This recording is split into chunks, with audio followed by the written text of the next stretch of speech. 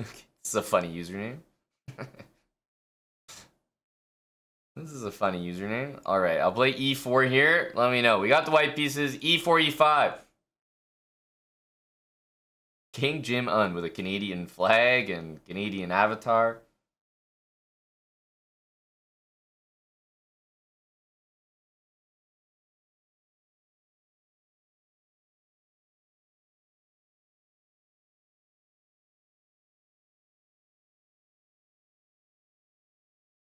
Knight f3. Well, we'll continue here. I don't even have the option to play some of these great opening suggestions because my opponent is dictating things for me. Knight f6. Well, guess what? When people play knight f6 and they're under 1,000 ELO, what do I always say? They're either this kind of guy, unlikely. This kind of guy, likely. Or this kind of guy, guaranteed. Let's see which one he is.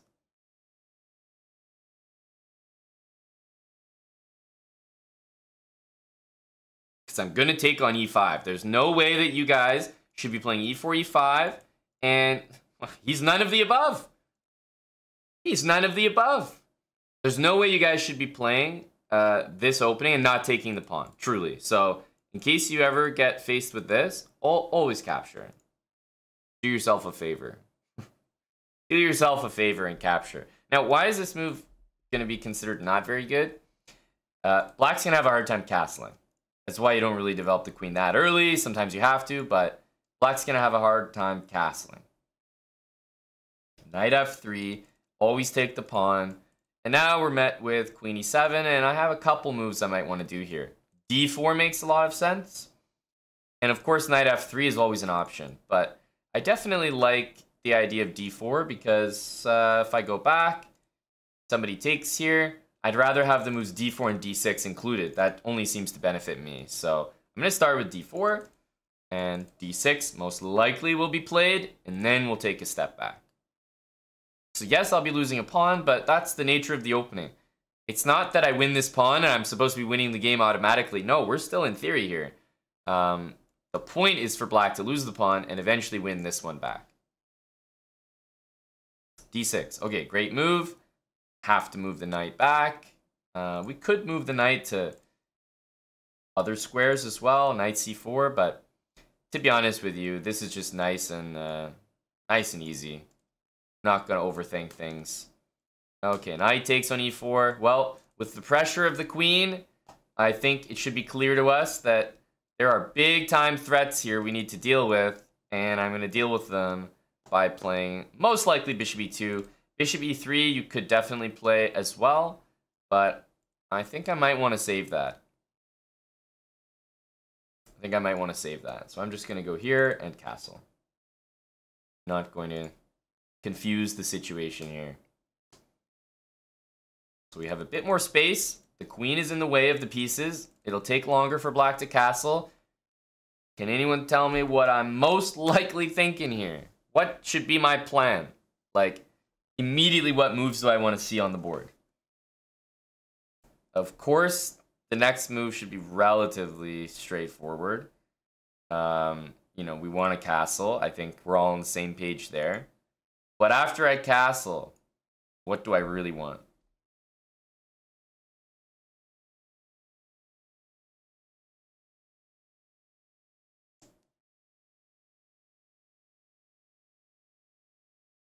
Yeah, I think you guys are on the right track. Definitely rook e1. Seeing these two pieces lined up means almost the only thing on my mind is rook e1. It's like you could do whatever you want. I want the rook here. Guaranteed. Because it's one thing for him to move the queen out of the way. It's another to move the king out of the way. Remember, there's also a knight here as well. And oh, f6 is really not the move, my friend. That is a brutal move to look at. Maybe, was it a mouse slip, you think? Yeah, f6 is going to be tough. Well, I'm not going to dilly-dally here. Let's play the move that I was just hyping up, rook e1.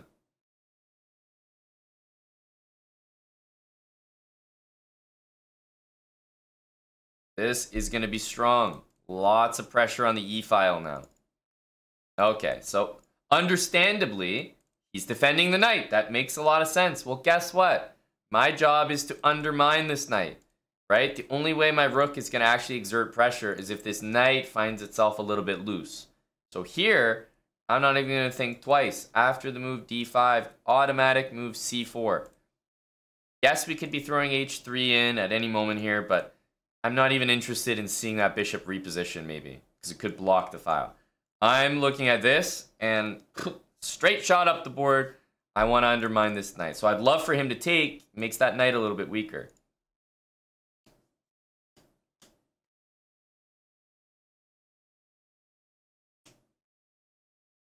Okay, and he took. So now I hope you're enjoying how good my position is looking.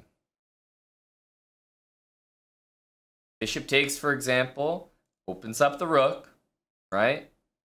Knight c3 after takes. The rook is also eyeballing that king. Everything looks good here. Really up to us how we want to proceed. Knight c3 or bishop takes. I think those are both tremendously strong moves. Those are the obvious moves because, you know, we have our rook here. The other somewhat interesting move is taking this knight from f3. And I know this won't make a lot of sense, but actually going back to d2.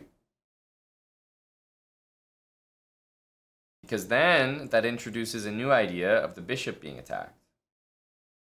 And if the bishop trades, well, then the rook takes back and we would be immediately winning. Immediately winning material. So knight d2 is kind of a nasty way to immediately put pressure here. Knight d2, the bishop would probably have to move. I don't think you can take. And if you take here, I'll take the bishop and open up the rook. So knight d2, we might have to see like bishop f5 or something. But there's no way that that's sustainable because all we have to do is move our bishop, let's say, to f3, and we'd be completely winning. So knight d2 is actually a really nasty looking move here, and probably not the first move that most people would choose. Knight c3 and bishop c4 are phenomenal moves, so don't worry. But knight f to d2, I believe, is pretty much game over. And this is all basically off one idea, which was I wanted to castle, I want to bring my rook to e1. And the whole game has been based off taking advantage of that move. Black is not ready to castle in either direction and is paying the price for it. f5, but we were ready for f5. All we need to do is take this bishop, and the rest of the position falls apart. The pawn is guarding two things here. And now we win a piece, and we win the queen. So it was actually kind of relevant why I did not rush to play the move h3 earlier, right? It looked like, oh, why wouldn't I play h3? Well, the bishop on g4, I wasn't actually convinced it was a good piece. Not necessarily in the right spot.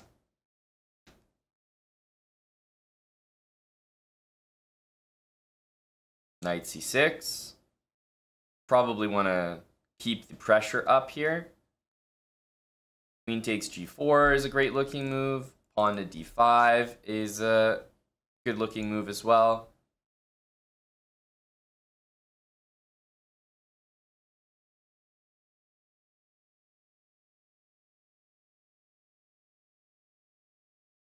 I like this one, mainly because it stops castling.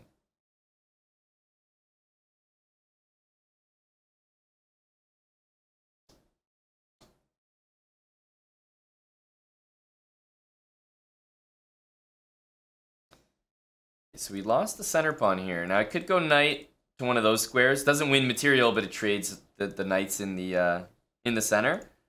I'm not sure that trading the knight is necessarily the best move for me, though. Like, I feel entitled to a little bit more than that. So what I'm going to do is I'm going to play bishop e3. I'm a little more attracted to this. And the only other move I'm actually thinking of is queen h5 because, hang on, that's pretty strong. I was thinking this, you know, if the knight moves, queen e6 will lead to a checkmate. But I suppose there is rook d8 available, or a move like c5. So maybe those aren't the best. Like, they're all obviously still winning. Knight f6, but queen h5 may be close to winning on the spot. So let's hold our horses here. Queen h5, g6 is never going to be the move. King to the d file, I'm assuming queen d5 is always available. And the last move, king e7, I have queen e5, and knight there will pretty much get mated. So although this looks like a great move, guess what? We're spoiled for choice here. We can't really make a mistake. We're up so much material. But I like queen h5. Check. Lots of things hanging here. After bishop e7, bishop g5 may be tempting, but knight c6. So I believe it's time for queen takes rook with a check. Bishop back. Maybe even just queen back here. Check again.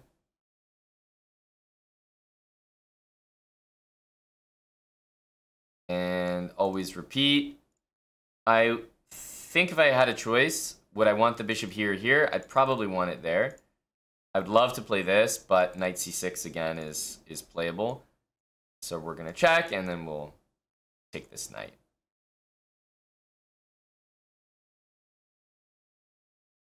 It's running out of pieces, though. That's the concern. Okay, rook d8, queen e5 check comes to mind. Of course, rook d1 needs to be accounted for. One move I like is queen here. Queen takes and bishop g5, just because it eliminates every single piece on the board. I think that's a super effective strategy. Knight f6, king e7.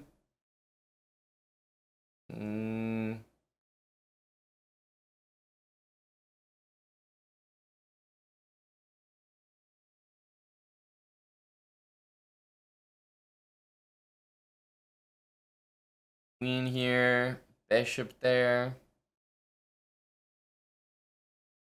I think maybe just knight out. Give a check. King could absolutely go to f7, but he's kind of been playing the bishop, so I'm assuming he wants to continue that. Yeah, good move. Knight f6 seems senseless here. Knight c3 is the move I think I'm going to go for. It covers d1, so fancy. And next move, bishop g5, should be fairly decisive.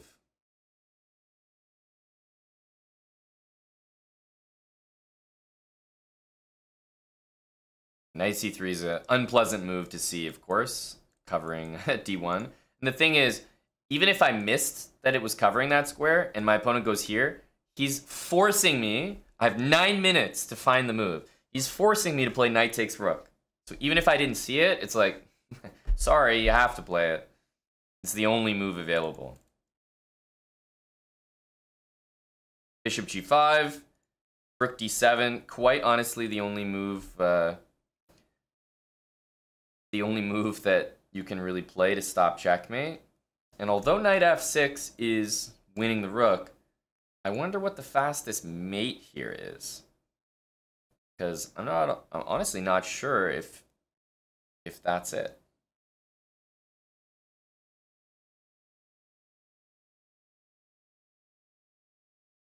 I'm not going to spend time hunting for it. Knight f6. Forking the king and rook. You cannot take the knight.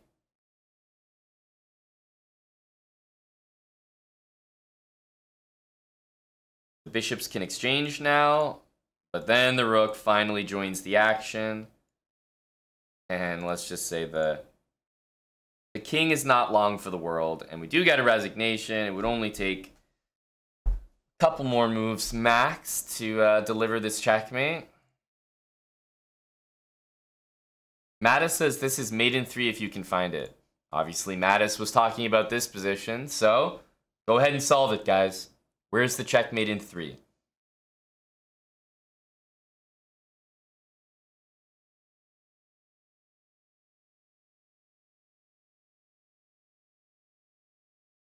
Any solvers?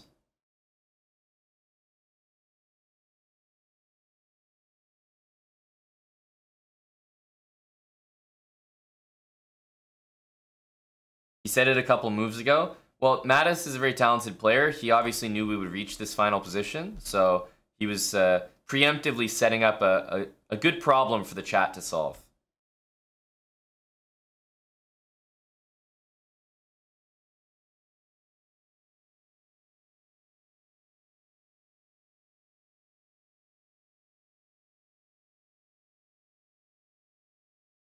Wow, a lot of people saying rook d1.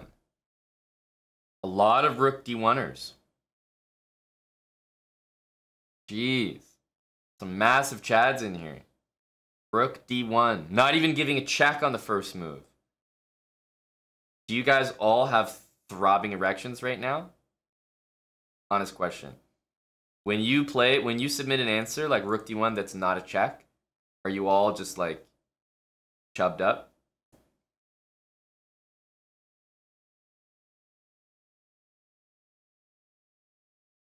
So impressive. Wow. It's not even a check. All these pieces, all that extra material, and not even a check given. There are a lot of mate in 3s, so I've seen a lot of correct answers. Queen d5. Definitely a mate in 3, but a specific one. Queen d5 is probably the toughest one. You'd have to go here. Rook e1. They're all covered, so you'd have to go here, and then you'd need to play this check to cover the king running to c8. So that's it, technically mate in 3. This is also a mate in 3, because if you lose your knight, there's still queen d5 and rook e8 mate. And then rook d1, the chads from the chat. This will actually be checkmate in 2, so you force this, and no matter where the king goes, queen f8 will be mate.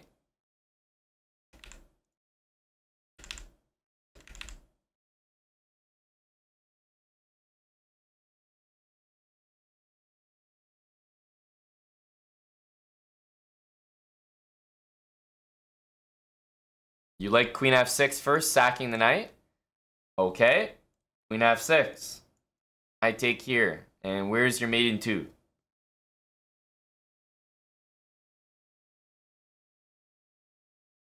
You like sacking the knight for extra flavor. Is your flavor not solving the puzzle? Knight d5. You know, your checkmates get further and further away. Like, it started as a mate in 3. Your move made it a mate in 4. Your next move made it a mate in 5. Is it just going to get more and more unattainable as the game goes on?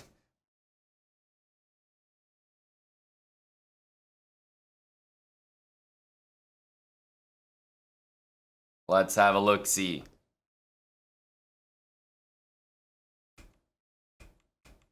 Okay, look. I talked about knight f6. I said knight f6. Normally when I see it at this ELO, people are playing the Stafford, or they're misplaying this opening and playing knight takes e4. The queen e7 is a playable move. Not great, but definitely playable. We hit him with d4. d6. All we're going to do is retreat our knight.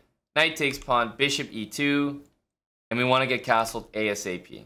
Right? It's not about h3. It's about castling. Okay, now f6 happens. Mistake for sure, but it's about knowing that rook e1 is a serious move.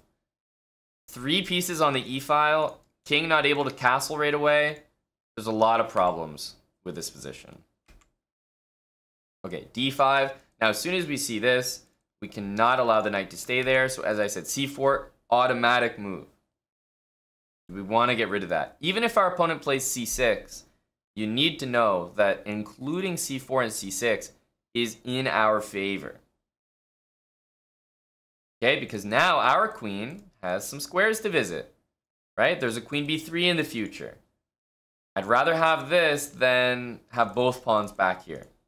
This is in my favor to include, so I definitely want the pawns there. Instead, we saw pawn takes. Big mistake. 3 pieces. Now, I really liked knight f to d2 here. But as I said, knight to c3, bishop c4, literally every move is crushing. The reason I like this one is because it was winning a piece by force. There's no way to avoid it. Bishop takes, rook takes, f5, f3. We win it by force. Might not be the computer's favorite, but it's the only option I can see that definitely wins the piece.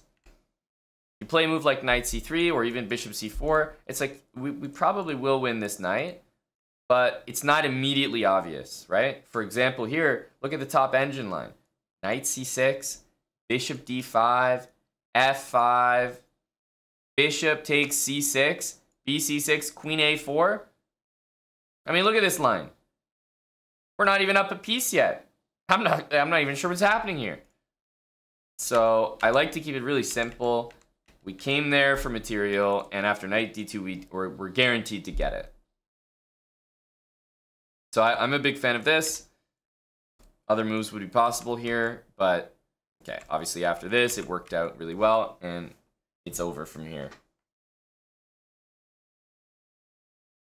But I think it's important to just put all the pressure you can on that e-file, and especially the e4 knight.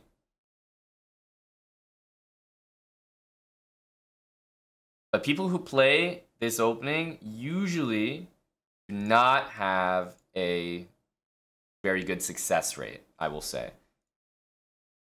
So, do I recommend this opening? 100% no. I do not recommend knight f6. Most people after knight e5 do not handle things well, get a bad position. It's kind of tough.